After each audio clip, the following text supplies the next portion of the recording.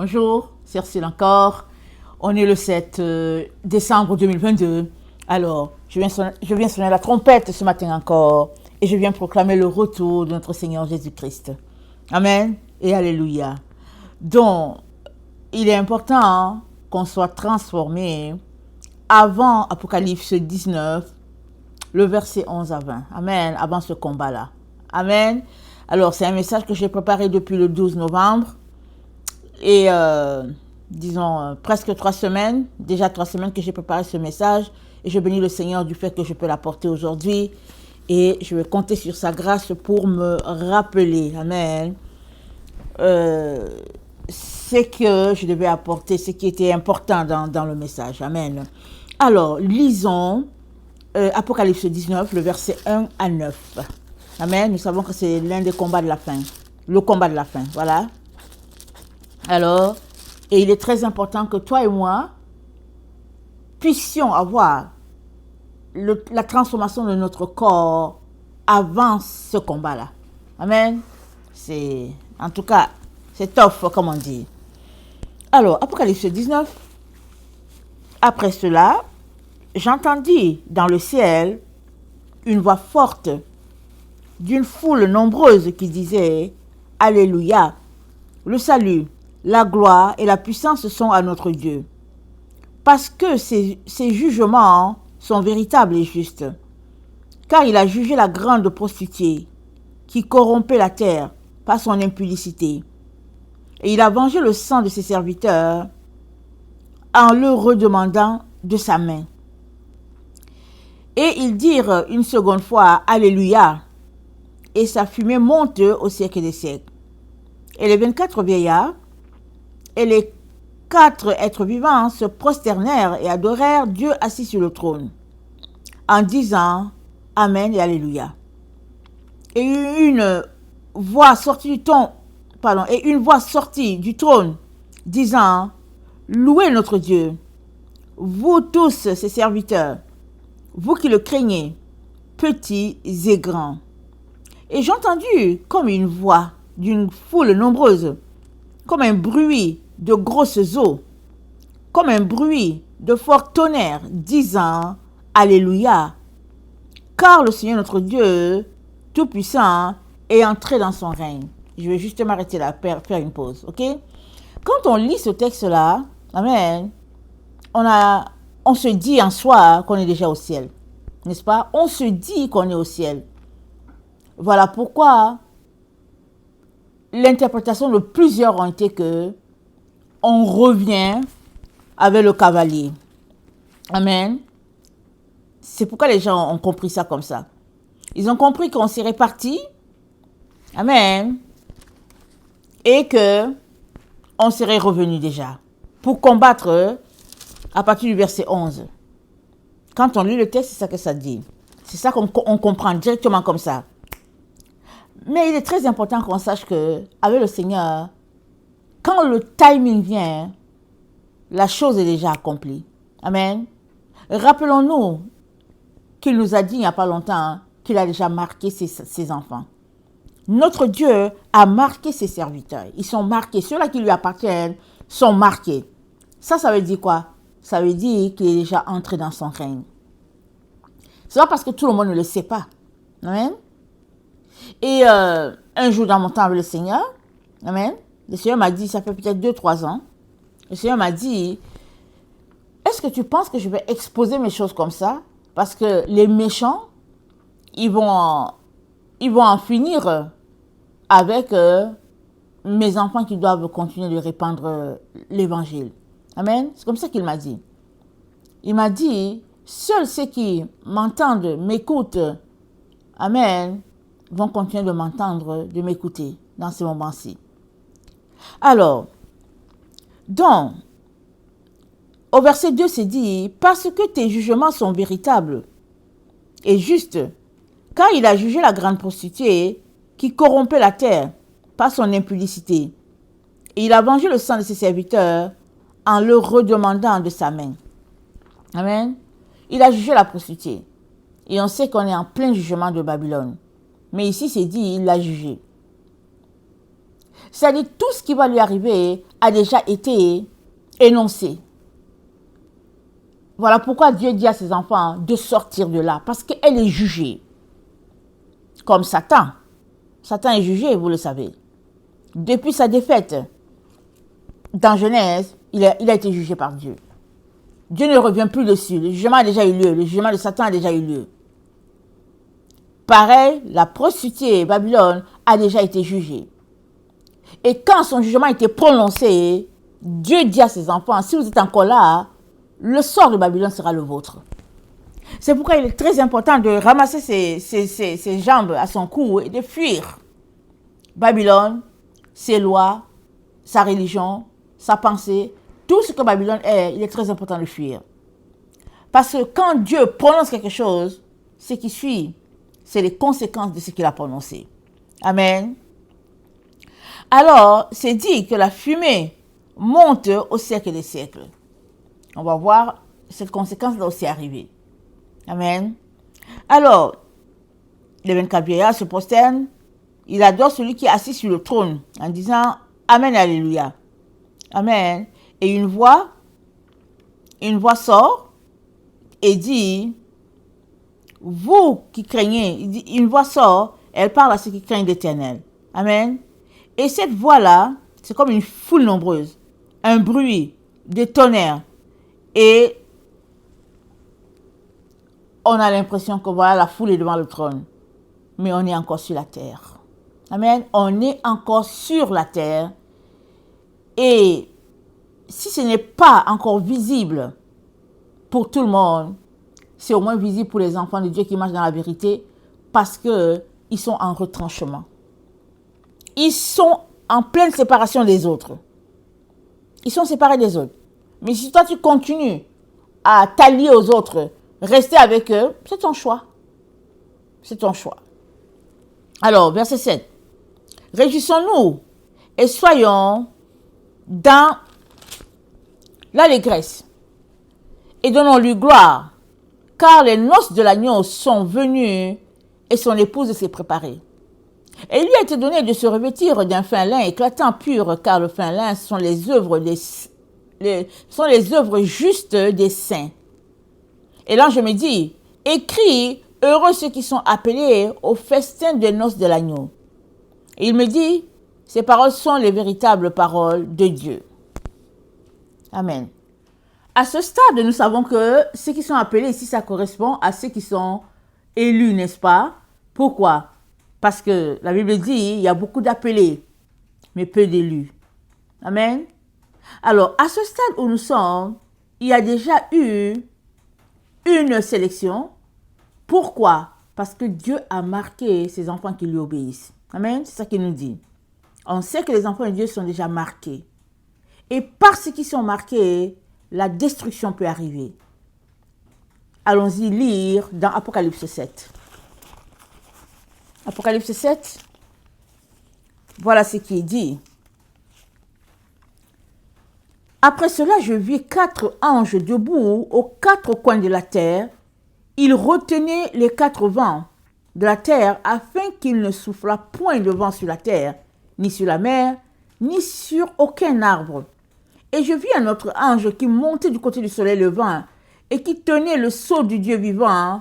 Il cria d'une voix forte aux 4 anges à qui il avait été donné de faire du mal à la terre, à la mer. Il dit, ne faites point de mal à la terre, ni à la mer, ni aux arbres, jusqu'à ce que nous ayons marqué du sceau le front des serviteurs de notre Dieu.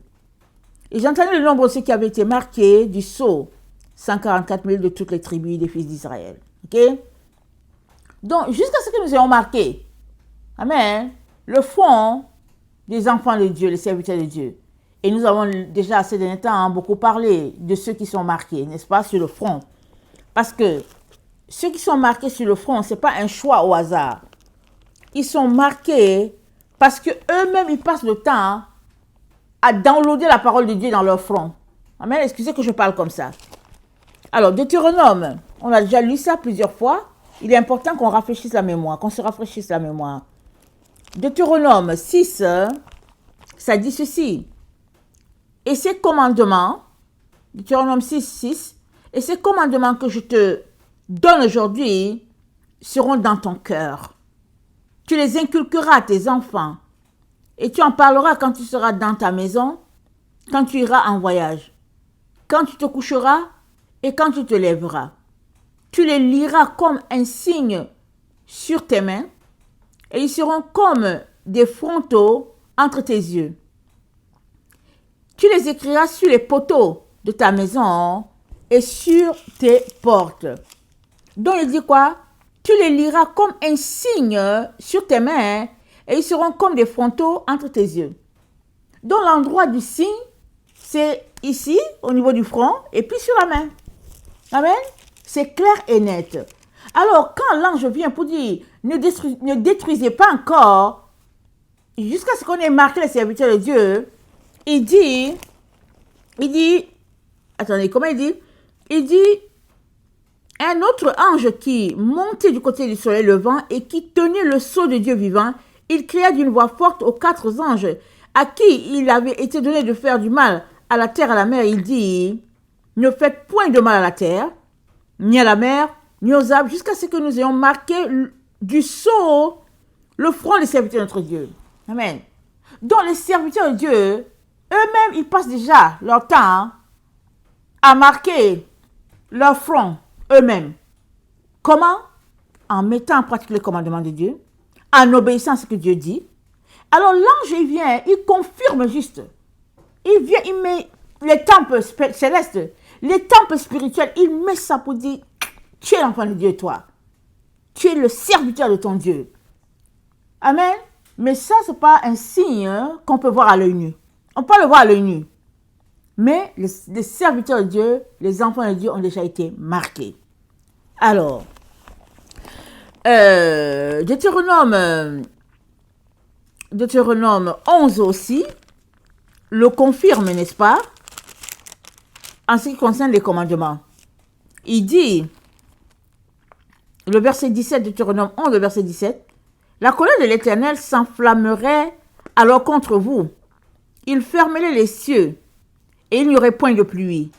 La terre ne donnera plus ses produits.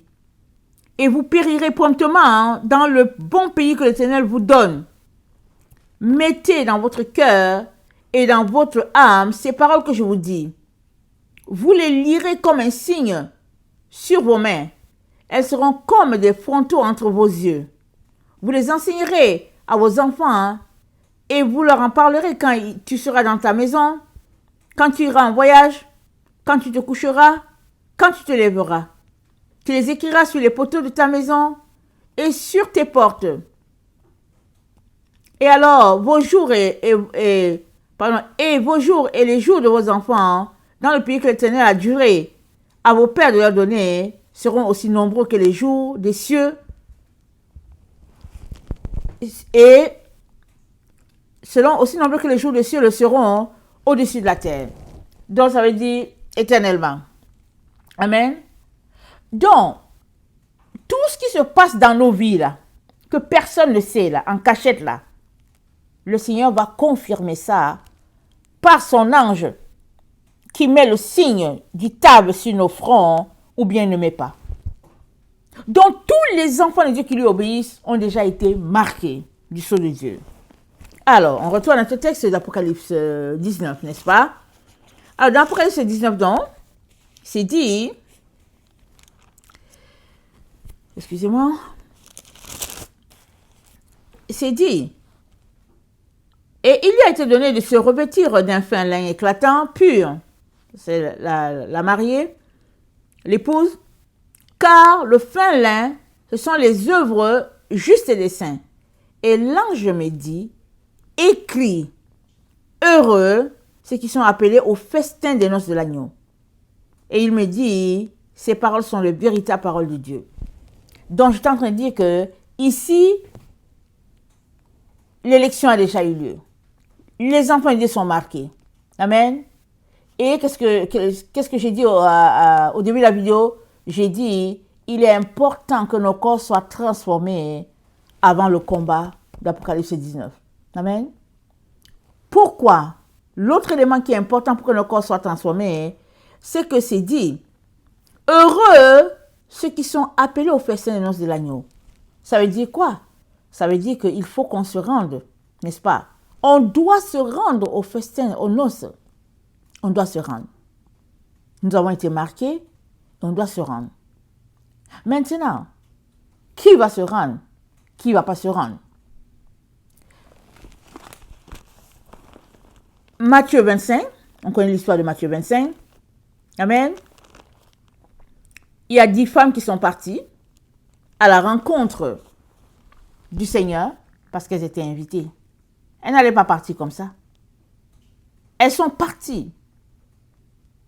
Mais en cours de route, il y a 5 qui ne sont pas rendues. Malgré le fait qu'elles avaient leur invitation, elles ne sont pas rendues. Elles ont été appelées folles. Elles sont parties sans réserve. Parce que pour tenir dans le temps dans lequel nous sommes, j'ai déjà fait des vidéos, il y a plusieurs enfants de Dieu qui sont un peu dans le leur, n'est-ce pas? Ils attendent la venue du Seigneur. Ils ne savent pas quand est-ce que le Seigneur va venir. Et puis, on voit que dans les centres commerciaux, on voit que les comptoirs se vident, n'est-ce pas? Mais il y en a qui n'achètent rien. Ils disent que non, mais on a la carte de crédit. Ils disent que non, les magasins sont là. Moi, j'ai déjà fait plusieurs rêves. OK? En 2020, dès que le Covid a sonné, j'avais déjà commencé à faire mon stock depuis 2019. OK? J'avais déjà commencé. Je faisais mon stock avant. Et le Seigneur m'a dit, donne, il faut partager. Je vais te dire quand le moment va venir. Est-ce qu'il m'a dit, est-ce qu'il ne m'a pas dit, je ne sais pas, mais toujours est-il que j'ai commencé à faire du stock. Des petites choses comme ça. Et puis, quand tu fais du stock, à un moment donné, tu vérifies et puis tu échanges, n'est-ce pas? Tu remplaces. Et il y a des choses qu'on n'a pas forcément besoin d'une date de péremption. Des choses comme le riz. Des choses comme le macaroni. Moi, je n'ai jamais entendu des choses comme ça. Ce n'est qu'au pays des Blancs que tu vois que, ouais, après 3 mois. Mais depuis quand le macaroni périme? Depuis quand? Le riz aussi. Depuis quand ça périme? Tout ce que ça fait, ça, que ça a une odeur un peu forte, là. Mais voilà des choses que tu peux garder en stock pendant 5 ans, pendant 10 ans. OK? Alors, en 2020, j'ai fait des rêves où je suis allée à l'endroit où on vend la nourriture. Surprise, il n'y avait rien. Il n'y avait plus l'étiquette alimentation, épicerie, rien. C'était vide. Mais je n'étais pas la seule. On était là, on regardait, on se disait, mais qu'est-ce qui se passe? Il n'y avait rien. Et quand j'ai fait ce rêve-là, en tout cas, j'ai trop bien compris que pendant que les gens disaient, oh, Covid et tout, moi, je sortais tous les jours, les gens étaient chez eux, ils écoutaient, ils écoutaient les maîtres conférenciers qui disaient que, ouais, la maladie est rendue là, puisque tous les présidents étaient devenus des conférenciers. Donc, les gens étaient assis devant leur télévision, en train de zapper ce que tel président a dit, ce que tel président a dit. Non, moi, je prenais ma voiture, j'allais m'aligner. Il fallait faire le rang, si vous vous rappelez. On devait s'aligner. Et la queue, souvent, on pouvait rester en plein hiver, dehors, pendant 30 minutes, 40 minutes, parce que la queue avançait petit à petit. Je partais avec mes enfants, j'ai dit, allons-y. Et il ne fallait pas entrer. Maximum, vous partez 2. Quand on partait à 4 heures, donc on faisait 2 rangées. 2. Mais quand on partait, quand on arrive dans le magasin, dès que notre tour arrive d'entrer, je leur dis bonne chance. OK? Parce qu'ils ont la liste des choses qu'ils doivent prendre. Moi aussi, j'ai ma liste. Alors, on est 4 personnes. Allez, on fait notre stock, on rentre chez nous. On a passé le temps à faire ça. Si bien que, aujourd'hui, les prix des choses ont augmenté et on est là, on regarde, on s'est dit, ouais, les choses avancent petit à petit.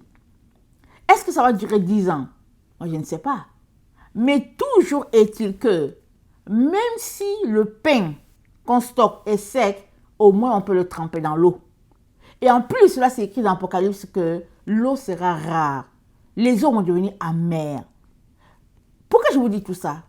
Je vous dis ça pour vous dire ceci.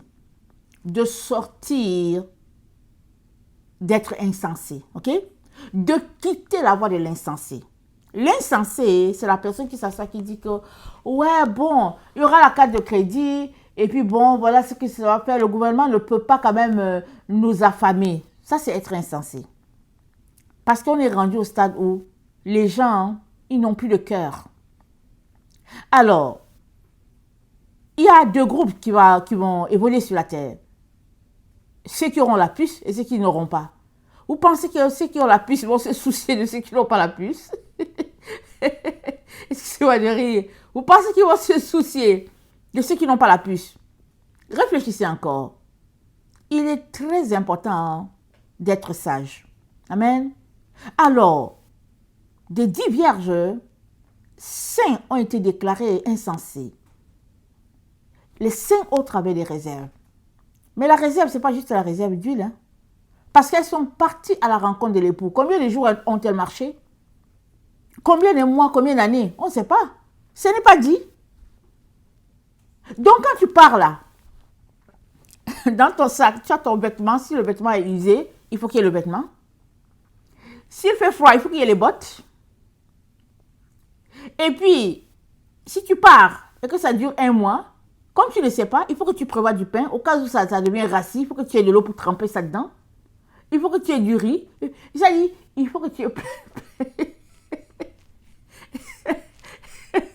Excusez-moi de rire. Il faut que tu sois préparé. Voilà. Voilà la vérité. Tu dois être préparé. On ne sait pas quand et comment.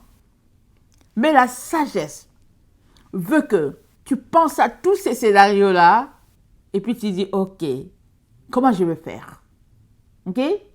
Si tu as la possibilité de creuser le trou dans ta maison, tu creuses le trou, tu cimentes ça bien, tu stockes tes choses dedans. Mais si tu es comme moi là qui ne sais pas faire les choses dans la construction, ben voilà, tu es là, tu régales. Donc il faut être astucieux, vous voyez? Pour pouvoir être prêt. Alors, elles sont parties et elles ont dit aux autres, 5 ont dit aux autres, on ne peut pas se rendre. On ne peut pas. Est-ce que vous voulez nous aider, nous donner un peu de votre huile? Ah, les sages ont dit, on ne peut pas. On ne peut pas. On est rendu au stade où on ne peut pas. C'est là qu'on est. L'humanité est au stade où on ne peut pas. Chacun doit garder son huile. Donc, dans le mot huile, là, il y a beaucoup de choses. Il n'y a pas juste le Saint-Esprit.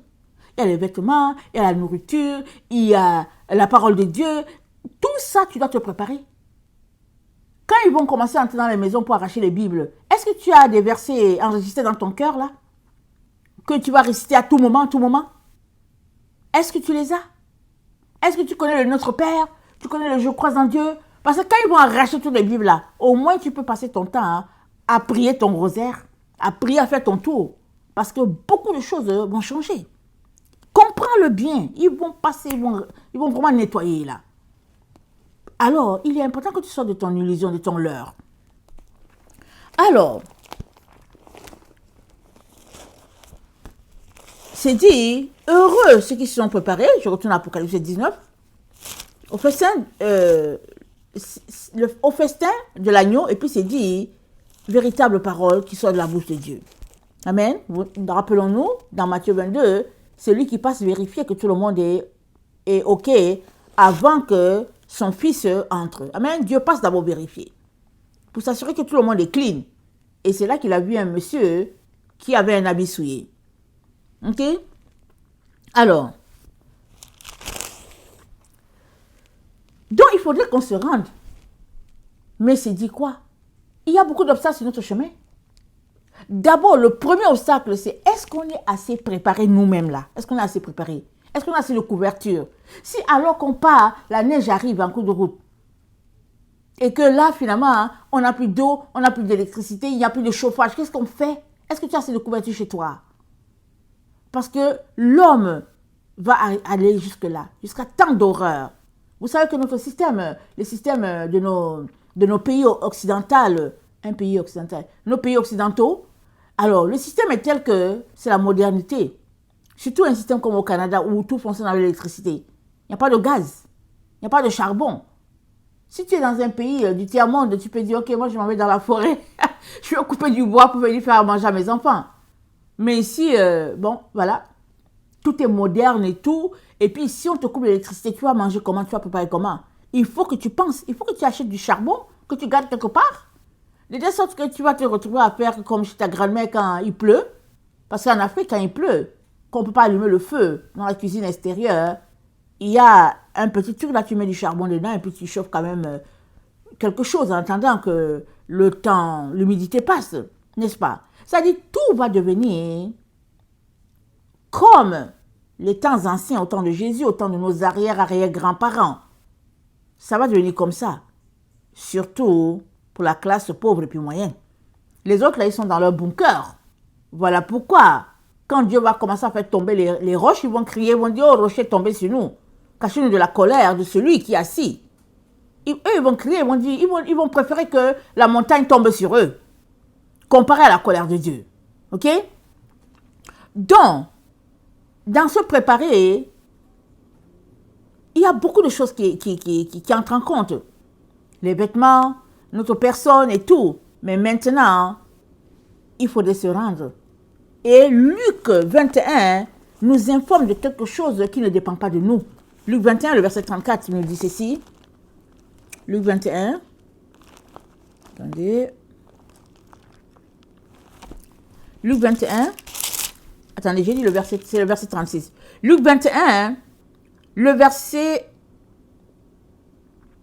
Oui, c'est 34. Luc 21, 34 dit, prenez garde à vous-même. De crainte que vos cœurs ne s'appesantissent par les excès du manger et du boire, et par les soucis de la vie, et que ce jour ne vienne sur vous à l'improviste. Nous savons que ce jour est venu sur nous à l'improviste. On le sait tous. Mais on sait tous qu'on nous a surpris avec l'affaire de Covid. Pour plusieurs personnes, oh, c'est le Covid, ça va passer. Ils n'ont pas vu la venue du Seigneur. Ils nous disent, oh non, mais vous savez, au XVIIIe siècle, il y avait aussi un cas comme ça de grippe aviaire et puis je ne sais pas quoi. Ils sont toujours en train de justifier. Mais ce jour est venu sur nous, par surprise. On a dit, bon, voilà, tout est à la maison, il n'y a plus de travail, il n'y a pas ceci. Et puis les gens se levaient, ils étaient amorphes, ils étaient là, ils traînaient leurs pieds et tout. Mais il y avait d'autres personnes pour qui c'était la belle vie. Pourquoi? Parce que quand ils se lèvent tous les jours, ils sont habitués à aller rencontrer leur Dieu. Donc, c'était juste une continuation, une suite des choses. Ceux-là qui se lèvent, qui s'en vont zapper sur Internet ou bien quoi, c'était compliqué pour eux. Ils étaient perdus. Et ils sont devenus encore plus amorphes, là, devant la télévision. Alors, ce jour nous a surpris. Mais les surprises ne sont pas finies. Ils n'ont pas fini de nous déballer leurs surprises. Donc, de surprise en surprise, ils vont étonner l'humanité. Mais toi, tu dois te préparer. Une personne qui est préparée, elle constate juste la surprise. Elle dit, ah, ok. Et puis, elle aussi, elle va sortir ce qu'elle a gardé de côté. Au cas où cette surprise arrive, comment elle va se défendre, n'est-ce pas? Alors, au verset 35, c'est dit, car il viendra comme un filet sur tous ceux qui habitent sur la face de la terre. Veillez donc et priez en tout temps, afin que vous ayez la force d'échapper à toutes ces choses qui arriveront et de paraître debout devant le Fils de l'homme. Donc il faut échapper. Si on n'échappe pas, on va faire comment pour arriver? On ne peut pas arriver au nord si on n'échappe pas. Voilà la donnée qui est là, qui ne dépend pas seulement de nous. Il faudrait échapper au filet. Parce que quand un filet est lancé, c'est pour pêcher. Quand il lance le filet, en tout cas, les poissons sont pris. Ce sont les plus petits qui sortent. Voilà pourquoi je ris. Les plus petits poissons, ils sortent du filet. Les gros sont pris. Ils ne peuvent pas sortir. Mais les plus petits, ah, il y a le trou, il glisse, ça va. Excusez-moi de rire. Excusez-moi de rire. Dans le temps dans lequel nous sommes, les personnes minables, pauvres, sans valeur, c'est elles qui vont trouver les astuces et vont sortir. Je vous dis, ils vont sortir. Dans la misère, la galère, ils vont sortir. Ils vont s'échapper. Jésus-Christ a dit quoi? Il dit les prostituées, les voleurs, ils vont vous dévancer dans le royaume. Mais pourquoi? Parce que eux, ils sont dans la galère. Alors, étant dans la galère, ils se sont humiliés, c'est-à-dire rabaissés, ils se sont salis pour aller voler pour pouvoir survivre. Imaginez. Imaginez quelqu'un qui vole pour manger parce que tellement il ne trouve pas de travail. Alors venez lui dire que Jésus-Christ sauve ici. Il veut déjà survivre, c'est pourquoi il allait voler. Dites-lui que Jésus-Christ sauve. Vous allez voir si cette personne ne va pas se débattre pour partir et puis toi tu vas rester là avec ton Lamborghini, ta grosse maison, toutes tes affaires. Donc, quand un filet est lancé, les petits poissons ils s'échappent, ils s'en vont. Ce sont les gros là qui sont pris. Plus le poisson est gros, plus ils sont pris dans le filet. Mais toi, est-ce que tu sais comment tu vas échapper de là pour arriver? Comment tu vas échapper? Voilà pourquoi le Seigneur nous dit aujourd'hui qu'il est très important que la transformation de nos corps ait lieu avant l'événement d'Apocalypse 19. Amen? On va lire cet événement. Apocalypse 19, le verset 11. Puis, je vis le ciel ouvert, et voici, parut un cheval blanc. Celui qui le montait s'appelle Fidèle, véritable. Il juge et combat avec justice. Ses yeux étaient comme une flamme de feu. Sur sa tête étaient plusieurs diadèmes. Il avait un nom écrit que personne ne connaît si ce n'est lui-même. Il était revêtu d'un vêtement teint de sang. Son nom est la parole de Dieu. Alors, il y a un contraste un peu ici, n'est-ce pas? On dit ses yeux étaient comme une flamme de feu, le verset 12. Sur sa tête étaient plusieurs diadèmes. Il avait un nom écrit que personne ne connaît si ce n'est lui-même. Et après, on dit son nom, c'est la parole de Dieu. Vous voyez? Ça veut dire que la parole de Dieu, on dit c'est son nom, hein, mais ça veut dire que le Seigneur, amen, il élève, voilà. Il souligne le fait que son cavalier est juste saturé de parole. Son cavalier, c'est la parole. Amen. Alors, les armées qui sont dans le ciel le suivaient sur les chevaux blancs, revêtus d'un fin lin blanc aussi. De sa bouche sortait une épée aiguë pour frapper les nations. Il les pétra avec une verge de fer, et il foulera la cuve du vin de l'ardente colère de Dieu Tout-Puissant. Il avait sur son vêtement et sur sa cuisse un nom écrit « Roi des rois et Seigneur des seigneurs ». Amen. Et je vis un ange qui se tenait dans le soleil. Et il cria d'une voix forte, disant à tous les oiseaux qui volaient par le milieu du ciel, « Venez, rassemblez-vous pour le grand festin de Dieu, afin de manger la chair des rois, la chair des chefs militaires, la chair des puissants, la chair des chevaux et de ceux qui les montent, la chair de tous, libres, esclaves, petits et grands. Et je vis la bête et les rois de la terre et leur armée rassemblée pour faire la guerre à celui qui était assis sur le cheval et à son armée. » Donc ici, on a en face ici deux personnes. Il y a un ange qui, au verset 17, qui se tenait dans le soleil. Il y a le cavalier qui est là. L'ange qui se tient dans le soleil, il a invité. Il dit, il appelle les oiseaux.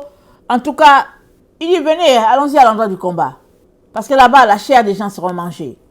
Et il y a celui qui est assis sur le cheval qui livre bataille. Amen. Et la bête fut prise, et avec elle le faux prophète, qui avait fait devant elle des prodiges par lesquels il avait séduit ceux qui avaient pris la marque de la bête et adoré son image. Ils furent tous les deux, jetés vivants dans les temps ardents de feu et de soufre. Amen. Donc ici, il y a la bête, il y a le faux prophète. Amen.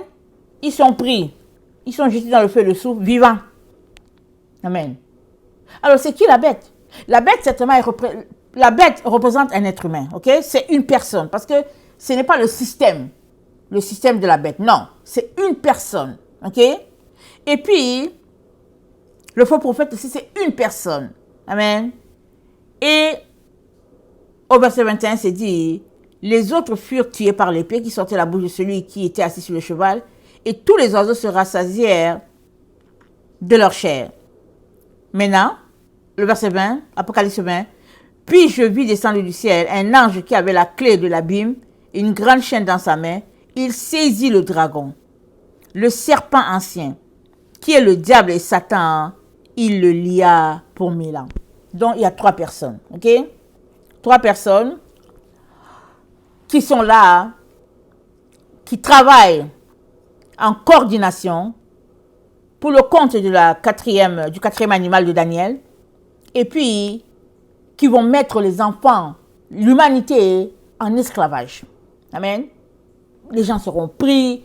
Ce que Hitler a fait, c'est rien. Ils vont prendre les femmes, les enfants dans les travaux forcés, toutes sortes d'histoires.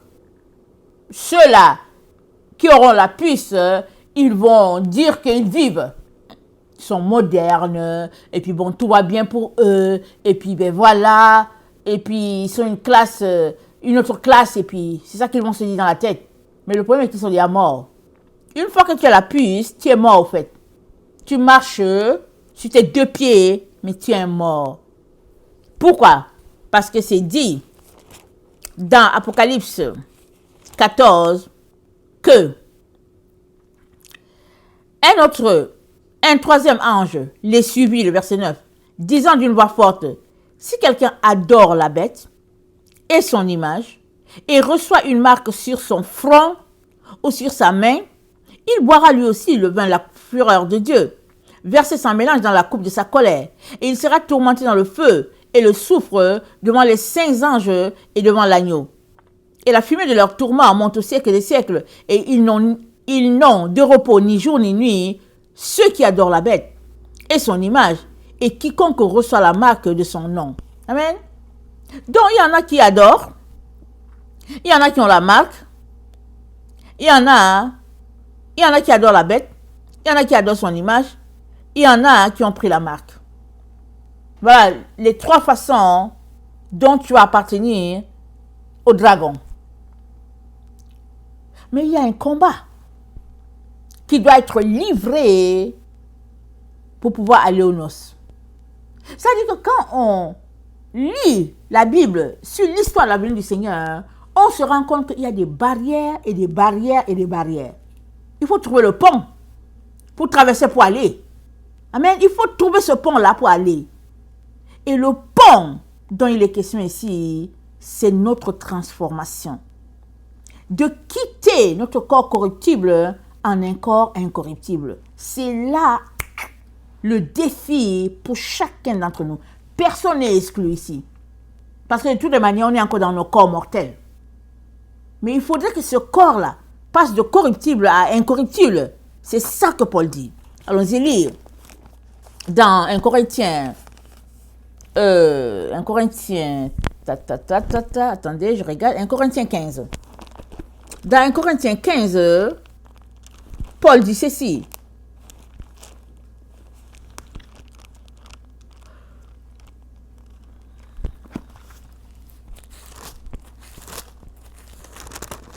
« 1 Corinthiens 15, verset 51. Ça dit ceci. Je ne sais pas la bonne référence. 1 Corinthiens 15, le verset 47. Le premier homme tiré de la terre est terrestre. Le second homme est du ciel. Il est céleste. Tel est le terrestre, tels sont aussi les terrestres. Tel est le céleste, tels sont aussi les célestes. Et de même que nous avons porté l'image du terrestre, nous porterons aussi l'image du céleste. Ce que je dis, frère, c'est que la chair et le sang ne peuvent hériter le royaume de Dieu. Et que la corruption n'hérite pas l'incorruptibilité. Bon, c'est ça. Alors, le verset 42, Paul dit, le corps est sémé corruptible, il ressuscite incorruptible. Il est sémé méprisable, il ressuscite glorieux. Il est sémé infirme, il ressuscite plein de force. Il est sémé corps animal, il ressuscite corps spirituel. S'il y a un corps animal, il y a aussi un corps spirituel. Donc, pourquoi Paul parle de s'aimer? Il parle de s'aimer le grain, parce que toi et moi devons mourir. Une fois que nous donnons notre vie à Jésus, nous sommes morts. Nous ne vivons plus pour nous-mêmes, mais c'est Christ qui vit en nous. Si c'est ça ta vie. Et si c'est pas ça ta vie, il est très important que tu changes ça aujourd'hui. Que tu laisses Christ vivre ta vie. Que tu laisses la latitude à Christ en toi. Parce que ce n'est que quand Christ vit en toi que tu ne marches pas selon la chair, mais que tu es en train de marcher selon l'esprit. Et comme on a vu, la chair ne peut pas hériter l'incorruptibilité. Il n'y a que l'esprit qui hérite l'incorruptibilité. Voilà pourquoi toi et moi sommes appelés à marcher en connexion directe et étroite avec le Saint-Esprit. Nous sommes appelés à laisser la vie de ce monde et tout ce qui s'y trouve pour uniquement vivre pour notre Seigneur Jésus-Christ. Ce n'est que comme ça que nous allons passer de corruptible à incorruptible. Amen. Et je vous dis, c'est à tous les niveaux. Au niveau de notre habillement, au niveau de notre langage, au niveau de ce que nous mangeons, de ce que nous regardons, de ce que nous faisons. Tout ça, c'est un package. On doit changer de vie. Ne sois pas comme ceux-là qui ne veulent pas changer de vie, qui disent non, tout le monde est enfant de Dieu. Ah non, mais vraiment, il ne veut pas nous laisser. C'est le Père de tout le monde. Il y a beaucoup d'enfants, il y a beaucoup de chrétiens comme ça. Ils ne veulent rien faire. Et au finish, ils disent oh non, mais tout le monde est enfant de Dieu, il ne faut pas exagérer, on est enfant de Dieu. Ils passent leur vie dans la matrice à problème. Ils refusent la matrice universelle que Dieu a pointée. Et à la fin, ils viennent te dire oh non, nous sommes enfants tous de Dieu, là, il ne faut pas exagérer. Voilà comment les gens marchent, voilà comment les gens vivent. Mais il est important que tu fasses la différence. Amen. Tu dois faire la différence. Et quand notre Dieu verra que tu fais la différence, amen, il te comptera parmi ceux-là qui doivent échapper. Parce que échapper, ok, comment le dire? Tout le monde aimerait échapper, n'est-ce pas? Regardez, les gens s'en vont regarder le film, et après, il y a un problème qui se passe. Regardez ce qui se passe, des nouvelles, comment ils rapportent ça. Les gens courent les uns sur les autres, et puis finalement, il y a des dégâts parce que les gens couraient pour se sauver. Le dégât, ce n'est pas parce que la chose s'est passée dans la salle du cinéma. C'est à force de courir pour se débattre, pour sortir de là, que plusieurs meurent. C'est la même chose que Dieu te nous dit. Qui va échapper? Et on échappe pour être vivant, non pour être piétiné. On échappe pour être vivant. On échappe pour aller aux noces de l'agneau. Mais il faudrait qu'on ait combattu suivant les conditions. Et c'est là le défi pour chacun d'entre nous. Le défi, je vous dis, il est de taille. Il est de taille. Je viens nous encourager, amen, à nous examiner et à choisir de combattre le bon combat de la foi. Amen. Il est important, c'est urgent. C'est urgent. Parce qu'on ne sait pas quand est-ce que le combat aura lieu. Parce que ce n'est pas nous qui décidons du combat, c'est notre Dieu. Notre Dieu décide que c'est le temps. Et c'est qu'après ce combat-là, que nous verrons le Fils de l'homme. C'est ça que c'est dit. C'est ça qu'on vient de lire, non? On va retourner lire. Luc 21. Verset 34. Prenez garde à vous-même, de crainte que vos cœurs ne s'apesantissent par les excès du manger et du boire, et par les soucis de la vie, et que ce jour ne vienne à vous à l'improviste, car il viendra comme un filet sur tout ce qui habite sur la face de la terre, sur la face de toute la terre. Veillez donc et priez en tout temps, afin que vous ayez la force d'échapper à toutes ces choses qui arriveront, et de paraître debout devant le Fils de l'homme. Donc ici, vous voyez, j'ai pris l'exemple d'un amphi où les gens se mettent à courir. À la fin, il y a plusieurs qui gisent là au sol. Ils ne sont pas debout, ils sont couchés. Ils sont blessés, ils sont morts. Mais il y en a qui sont debout, qui courent, et puis c'est eux qui vont parler aux journalistes. Et il est question qu'on traverse toutes ces étapes-là et qu'on puisse être debout pour dire, ah ok, ah enfin, Jésus est là, Jésus est là, Jésus est là. C'est ça. Mes chers frères et chères sœurs, on est arrivé à ce temps-là. On est arrivé à ce temps de combat, le combat d'Apocalypse 19, on est dans ce temps. Est-ce que ça va se déclencher aujourd'hui? Demain? Après-demain? Dans 6 mois? Dans 1 an? On ne sait pas. Je ne peux pas vous donner une date. Mais tout montre que nous sommes dans ce temps-là où ce combat doit se livrer. Il doit se livrer pour que le Fils de l'homme puisse apparaître. Parce que ce combat est lié aux ténèbres encore. La Bible dit quoi? Les ténèbres couvrent la terre, mais sur Israël, la gloire de Dieu s'élève. Il y a un combat à cet endroit, un véritable combat. Mais seras-tu vainqueur de ce combat? Parce que ce combat, il sera sur toute la terre. Qui aurait pensé que des humains allaient s'organiser à tel point que pour une maladie, tout soit synchronisé sur la terre? En Afrique, dans les villages, partout, il fallait se tenir à une distance de ceci, il fallait porter des masques. Et puis on regardait même les gens qui vont dans leurs champs. Ils vont au champ en Afrique, il fait chaud. Ils vont au champ, tu vois les gens avec le visage couvert. On dit, mais qu'est-ce qui se passe? Regarde la télévision, on dit, non, il paraît que là-bas aussi, il faut porter le masque. Donc, ils ont réussi à mettre en place leur scénario pour pouvoir véhiculer ce qu'ils voulaient comme message. Donc, le moment venu, ils vont encore déclencher. Ils vont organiser encore quelque chose. Mais dans tout cela, il faudra que toi et moi, nous ayons notre corps transformé avant ce combat. Que nous ayons notre corps transformé. Parce que ce combat-là, c'est pour nous empêcher de partir. C'est pour nous empêcher. Mais nous devons aller. Dieu nous a marqué, nous devons aller. Il est donc très très important qu'on puisse réexaminer notre marche avec le Seigneur et le suivre totalement à 100%. Ce n'est que comme ça que Michael, le grand défenseur des enfants d'Israël, va nous protéger. Daniel 12, le verset 1. Ce n'est que comme ça. Mais si nous sommes de ceux qui aimons nous opposer à Dieu, c'est pas possible. C'est pas possible. Il n'y aura pas quelqu'un qui va nous protéger.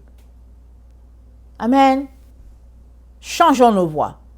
Que le Seigneur bénisse sa parole. Je vous aime beaucoup et Dieu davantage. Maranatha, Jésus revient. Amen et alléluia.